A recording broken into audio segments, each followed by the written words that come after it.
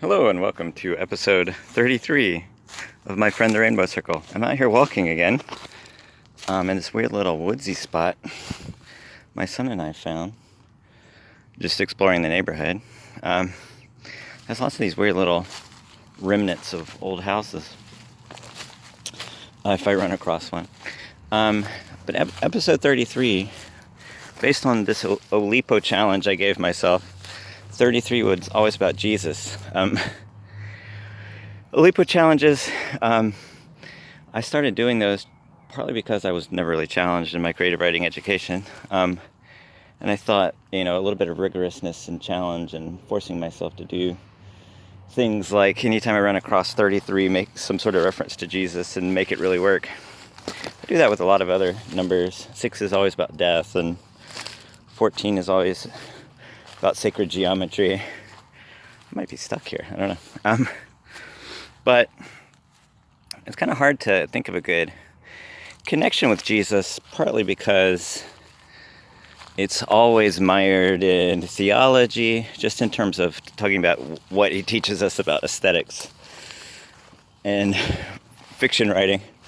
It's always mired in theology and philosophy and all that sort of stuff. But that in and of itself, I think, is a lesson about aesthetics and storytelling. Arguably, it's the most successful story ever told, arguably. So looking at it just purely as a story, you can certainly look at the power of it. The power of the story of Jesus, the execution of Jesus, and the way that theologians and philosophers have responded to it. Because a lot of the discussion of the execution of Jesus, of the crucifixion of Jesus, has to do with just the level of pain involved, and that's a big source of the power. And a lot of people, in describing it, ramp up the level of pain and torture and what have you really involved in it. And I think part of what makes him such a compelling character, and just, not making any theological claims, just saying he's a really compelling character in a story.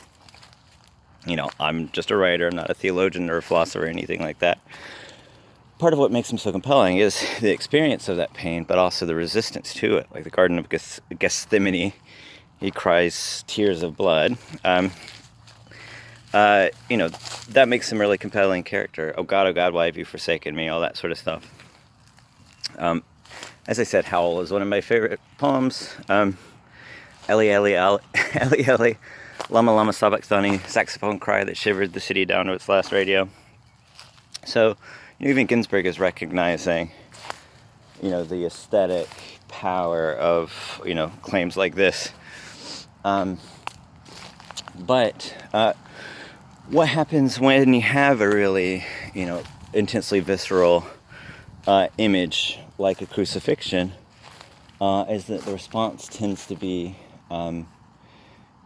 to reduce the stimulation. It tends to go in a destimulating direction. And the strategies of destimulation are things like categorization, false universals, that sort of thing.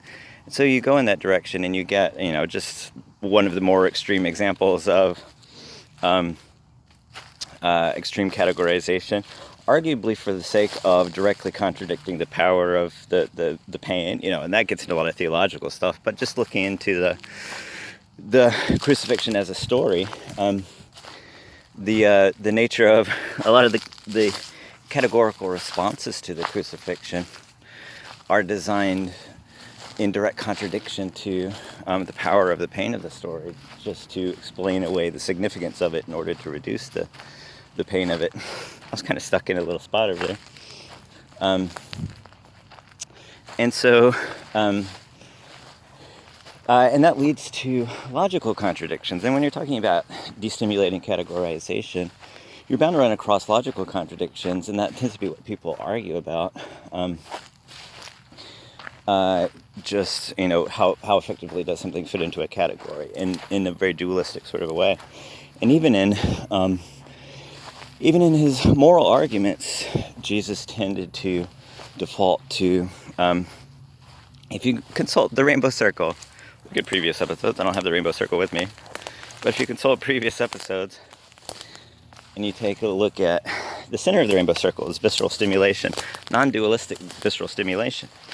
And just the nature of narrative is, at the core of it is a paradoxical experience of empathetically experiencing the feelings of someone else.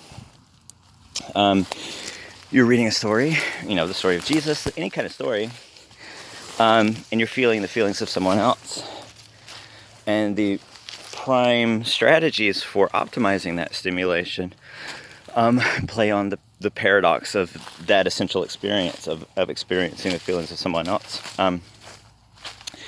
And when you look at really the root of the moral teachings of Jesus, not to get into religion and ethics and stuff like that, just an aesthetic philosophy, not a moral religious philosophy that I'm talking about right now. At the root of his moral philosophy is the idea of loving your neighbor like yourself, having the experience of someone else. It's an essentially paradoxical moral drive. If you are able to feel the feelings of someone else, then how are you able to, commit atrocities against someone else?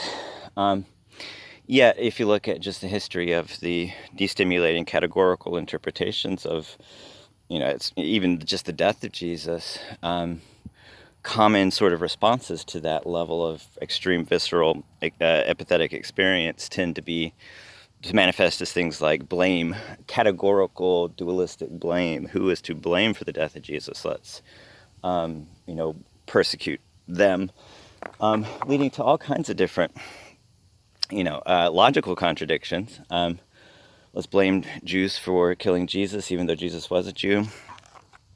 Ultimately that doesn't make any sort of logical sense, but it's a mechanism of that destimulating impulse, directly contradicting the, love your neighbor as yourself, that Jesus says. Again, not a religious political statement, just an aesthetic statement, because we do that a lot with really powerful stories. We tend to default to destimulating strategies of dualistic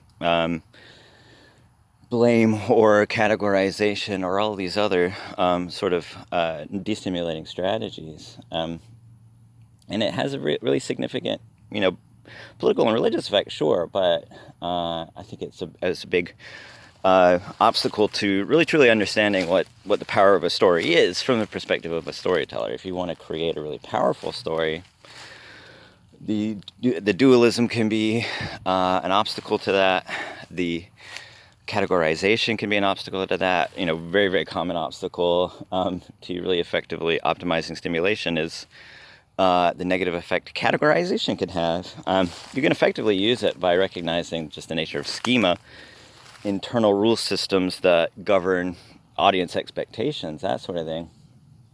That's not a full categorical absolute. It's just common sort of categorical expectations of a story. Like a Jesus figure in a story. You have categorical expectations of a Jesus figure, but the story can upend those, or the story can support those. And that's kind of where the Garden of Gethsemane, I may be totally mispronouncing that. That's where the Garden of Gethsemane narrative comes in. Just part of what really makes the story powerful is how resistant he was to actually fulfilling the story. As it's something you grapple with theologically, and I'm not, I'm not a theologian prepared to really explain that theologically, but as a story, it enhances the power of the story in so many ways. So it's getting hot. The sun is very J.J. Abrams right now, but it's getting hot, so I need to go finish my walking journey. But certainly keep that in mind. Oh, one more point.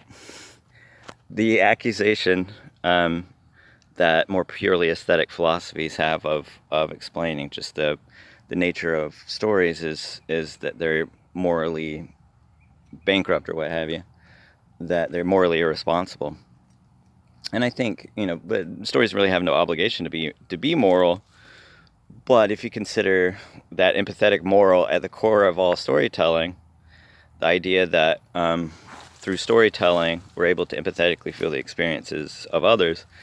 It's a very powerful moral. It's not a necessity of a story that it must be moral, but the idea that stories enhance the capacity to paradoxically feel the feelings of others. There's a whole history of why that is a really powerful, effective moral at the core. Again, not a necessity of storytelling that they need to be moral, but even viewing it this way, you still have one of the most powerfully, not just with Jesus, lots of other, moral philosophies will have that essential concept at the core. So to say that, an anti-apolitical, anti-categorical aesthetic philosophy is irresponsibly amoral, that's the easiest response to it, is to say, the empathetic experience of someone else's pain or what have you is historically one of the most powerful moral drives there is. Not a necessity of storytelling, but certainly there's a moral there. That is our sermon for today. I heard a wonderful street corner sermon, and I wish I could piece it together. Here's where ambiguity comes in. It was so ambiguous. He was talking about somebody being filled with, he was filled with 100 bullets.